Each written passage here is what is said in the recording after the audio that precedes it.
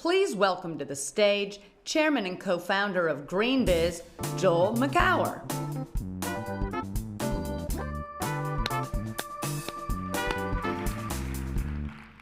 So, those of us who live in California have the great good fortune to have a governor, Gavin Newsom, who is arguably the biggest climate advocate and action-oriented politician in the world. Give it up for Governor. And the team he's put together to implement his vision and the amazing policies that are taking place here in the state is extraordinary. I'm so pleased to have two of those members of those team here. Please join me in welcoming to the stage the Secretary of the California State Environmental Protection Agency, Yana Garcia, and State Attorney General, Rob Bonta.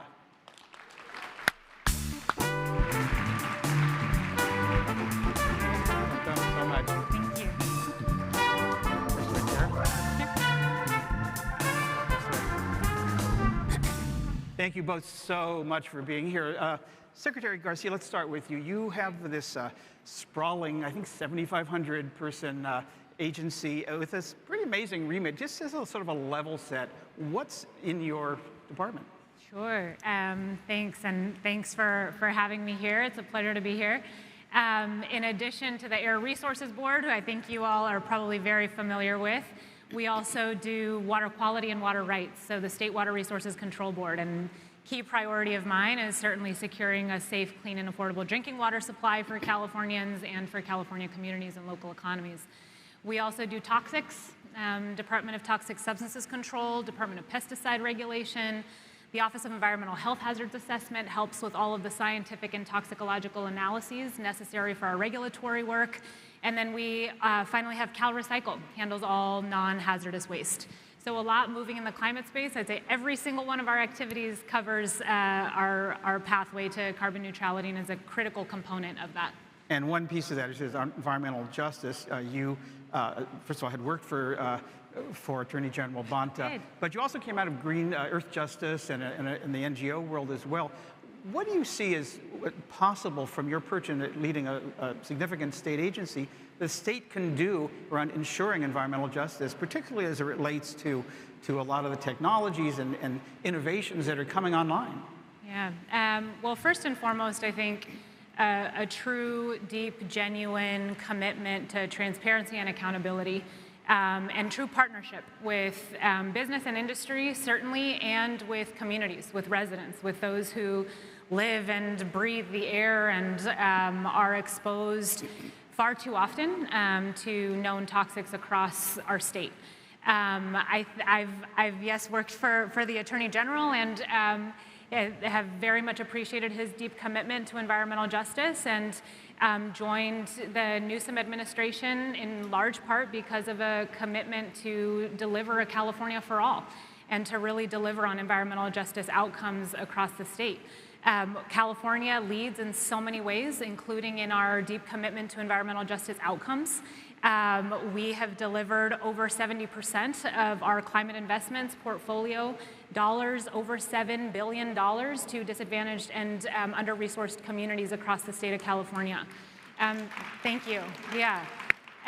And provide a model for the nation. You know, the Biden administration and their commitment to Justice 40 in the IRA and IIJA dollars that are coming down the pike for many of our states, including the state of California, has that commitment to 40% investments in disadvantaged communities as well, and have used a rubric that largely comes from the state of California, from data that comes from us, and from a big push of environmental justice organizations and advocates here in our state to make that happen.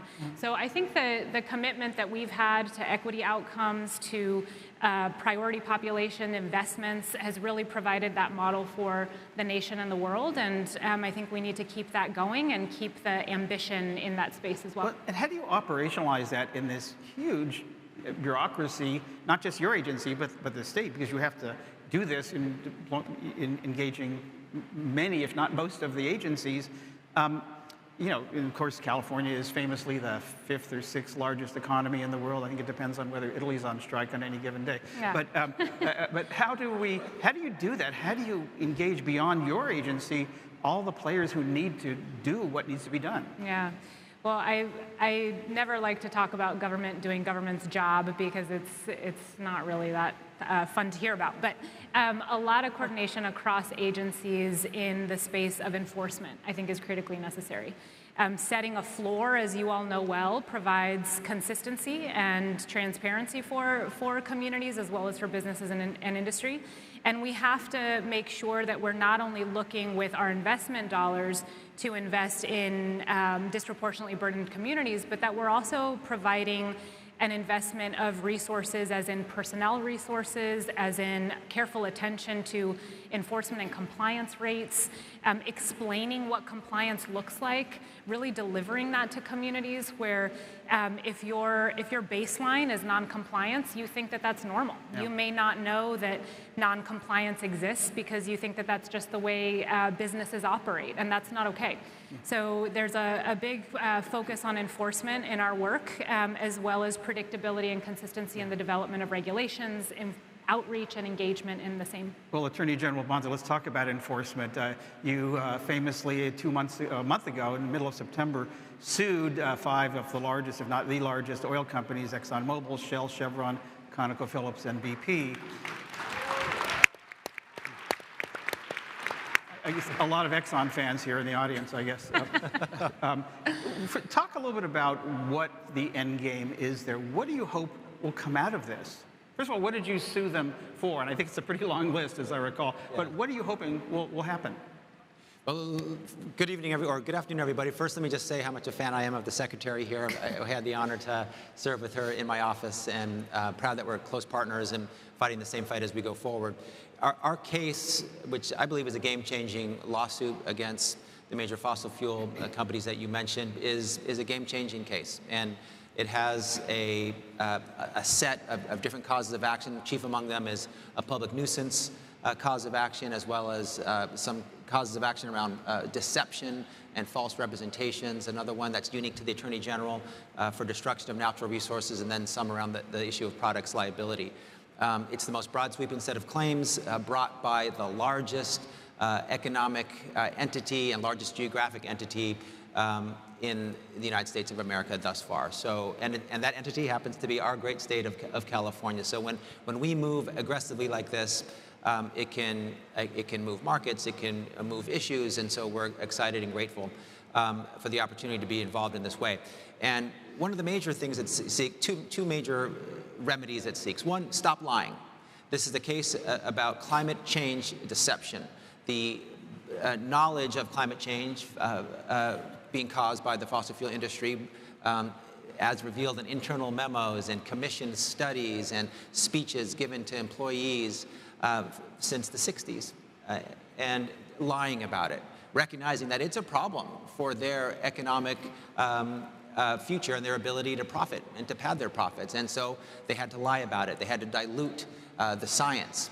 And they have continued to do that even today with greenwashing, the most recent form of that lying. And so we want them to stop lying to the people of California, the people of our country, so that we can make informed decisions about policy and where we go from here. That's number one, stop lying. Number two is create an abatement fund, a fund that will help provide mitigation and prevention and resilience as we address exactly what they forecast and foresaw decades ago: extreme weather, climate change, all the challenges, the wet's getting wetter, the dry's getting drier, superstorms and wildfires and droughts and everything that we're facing. They need to help pay for our ability to deal with those challenges that they've created.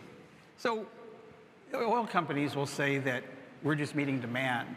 What can the state government do around the consumption side? And I'm talking about the business and industrial part, petrochemicals, aviation. We have some of the largest ports, certainly in America. What can the state do, Mr. Attorney General, around dealing with consumption? You know, we can set markers in the state around goals for emissions reduction, goals around emissions for our vehicles, the movement to electric vehicles and away from combustion engines. And when we say that and we provide certainty to the marketplace, it helps the market adjust around it. And we also need to hold folks accountable when they're violating the law. The law is not a suggestion or a recommendation or an option. It is there to be followed. And when we hold the petrochemical plastics industry accountable, when we hold PFAS companies accountable, when we hold the oil industry accountable, that all creates a level playing field where people are following the law. And we need to be loud and proud about our commitment to climate change. We also, or to climate change action. And we also need to make sure that we bring our workers along. The just transition is very important, providing that pathway so that workers can benefit in the clean energy economy as the planet does and as businesses do. So the oil companies are just not the beginning. This is not your first rodeo. You've done lots of other actions, but you work in a similar playbook with the plastics, PFAS, as you said. I mean, maybe you're working your way through the alphabet from oil to plastics. And what's the message in all of this to business? The message is that when you violate the law, you'll be held accountable. We want the folks that are deceiving and harming to know that there's a watchdog on the block that sees it and will hold them accountable. We're seeing a common playbook, as you mentioned, where there's early, decades ago knowledge of the damage that PFAS is creating, plastics are creating, fossil fuels are creating. Most recently, Meta is creating for harms to children, and then a deliberate and knowing commitment to sit on that information, to hide it, and to provide counter narratives so that they can thrive. And so we're going to hold them accountable, and they need to know that the California Attorney General, the largest state department of justice in the nation, is watching. There was a piece in the New York Times a few days ago, a Coral Davenport piece. I'm guessing you saw it. It's titled, Gavin Newsom Wants to Export California's Climate Laws to the World. Talk a little about, from your perspective, Secretary Garcia, what does that look like? Yeah. And maybe forget the world, what can we do to the other 49 states and U.S. territories in terms of what California is doing? And how much do we know that they even want that, at least some of the states? Well, I think everyone knows that currently the governor is in China, spreading the California message in a really great way, I think. And one of the most resounding points I think often gets overlooked in California, although maybe not with this crowd here in Silicon Valley driving innovation, is that many of our air quality gains have actually taken place at a time that's been really good for business. California has struggled with some of the poorest air quality in the nation, and while that's still a challenge for us in terms of attainment in some of our regional basins, we've also made a lot of really impressive strides and improvements in achieving air quality and reducing greenhouse gas emissions. That has not come at a business cost. In fact, that's come at a business gain. And what we've seen, to the point of the Attorney General, in terms of having a transparent floor of something that levels the playing field for all businesses, is that business actually want to strive to do better. And it's incumbent upon us as state regulatory entities and as a state government to leverage that, to harness that energy, and to make sure that we are making strides in economic growth as well as environmental improvements. We wouldn't be where we are today if it weren't for successful partnerships with business. I think we've made a lot of great strides in the area of electric vehicle deployment. We've reached our goals ahead of schedule for both heavy duty and passenger vehicles. But I'm still want to get, how does this become yet another great California export? What is it? What are you trying to, in terms of the laws, the enforcement that you're doing, Mr. Attorney General, and just this whole, what Coral Davenport wrote, or her headline writers wrote, that he wants to export California's climate laws to the world. How do we do that? Is it simply the power of example? Is it through the power of the microphone that the governor so famously uses well? What do you see doing? Both? I think it's through both. I think it's through the power of example. I think it's through continuing to drive ambition. I think it's through debunking myths around what it means to achieve environmental compliance, to improve air quality and water quality and the quality of our lands, to reduce the presence of known chemicals. Yeah. I think it also has to do with, the filing things like the climate lawsuit and actually calling out deceptive practices and misrepresentation when it's happening. Yeah. Mr. Attorney General, what do you see as the opportunity here? No, 1,000%, and I agree with the governor and the secretary about exporting California's climate laws across the nation and the world. If we did so, the nation and the world would all be better for it. And when we go to climate conferences in other states and around the world, we are clearly in California a beacon of light, a beacon of hope. It gives people the belief that we can change, that we can both be responsible from a climate perspective and be successful economically. We're on the verge of becoming the 4th largest economy in the world, as we have simultaneously some of the strongest environmental laws and climate action laws in the world. And we do push our laws to touch more states. We are on our emission standards. We're a model for many other states who have adopted them. We push the federal government to move as fast and as aggressively as we are in some of their in the many rulemaking processes that they have. Where we really want to push President Biden and his administration to do what we're doing. We think we're a model. If you take the blueprint and the playbook of California, and you apply it in every state and this nation, we will be better. Yeah, don't you think that there's a certain amount of, well, that's California? I mean, it reminds me of when Gavin Newsom was the mayor of San Francisco, he used to describe his jurisdiction as 49 square miles surrounded by reality. Don't you think that there's maybe something there that people would say, well, California is its own thing, and doesn't apply to us? Or New York, what applies to New York, it may apply to Washington State or a few other largely blue states. How does this become an all-state thing? Either one. I mean, I think driving consumption patterns cannot be, overstated. I think to your point, we're the straddling between the 4th and 5th largest economy in the world. Again, have shown that an economic imperative can also be coupled with environmental imperatives. I think we're driving innovation in clean energy technology. That could be California exceptionalism, and also could just be our innovation, our drive to innovation. And there are hubs of innovation elsewhere in the world where that level of ambition can also be replicated. And I think that in part, we have some exceptionalism to us, but we should not forget that we've also been one of the largest oil and gas producers historically. And that is something that can be exported as well, that type of transition. Our 2022 scoping plan shows that we need a 90% reduction in oil and gas consumption. That's going to be hard for even us to achieve. So I think we can't underestimate the challenges that we're also facing, to which many other states and jurisdictions can relate, and how the lessons learned from the state of California can be applicable in those other jurisdictions as well for that reason. That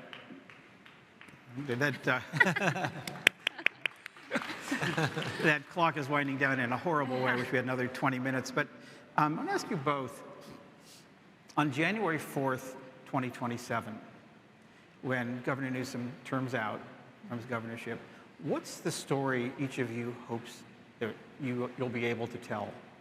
I'll start with you, Attorney General Bonta. Well, I think the governor will tell, and I hope that I'll be able to tell as well, that we were part of one of the greatest chapters of progress in the history of California, and that we met the moment and rose to the occasion on the biggest challenges that we have, that we led with our values, with the best interests of our people. We followed the facts, evidence, and science when it comes to many challenges, certainly climate, but other things like gun violence and global pandemics and other challenges that we're facing. That we provided the support, protection, and leadership that the people of this state needed in the moment. And that as we did it, as California often does, we inspired other states, our nation, and other nations to do more and to do better. And that will have a record of success where our people are thriving, our workers are thriving, our businesses are thriving, our economy is thriving as we take on climate change and as we take on the other challenges that we face. So the governor is ahead of schedule to do all those things. He's an incredible, courageous, visionary leader, and I believe that's what he'll be able to say, and I hope I'll be able to play a small part in that. Secretary Garcia? Yeah, I think that's very well said. I mean, I think in the space of business, technology, and innovation, I think that we'd also build out the clean, green future that we want to see. Of course, I'm sitting here with the Chief Law Enforcement Officer for the state and come from a litigation background myself. We're obviously not afraid of that sort of venue to try out new things, but I think at the end of the day, we want to start building the good.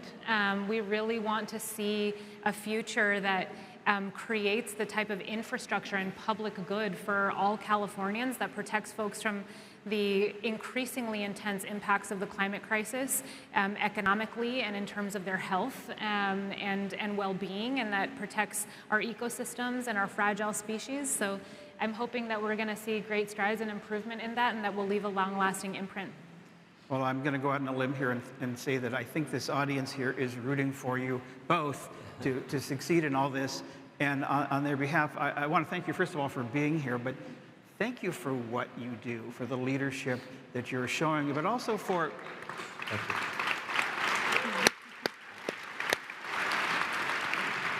But also for demonstrating the power of what good, well-run government can do in the economy, working with business, working for all populations in all corners of the state to bring us to this clean, resilient, sustainable, and just economy. Please join me in thanking Yana Garcia and Rob Bonta. Thank you. Thank you so much. Thank you. Yeah, I appreciate it.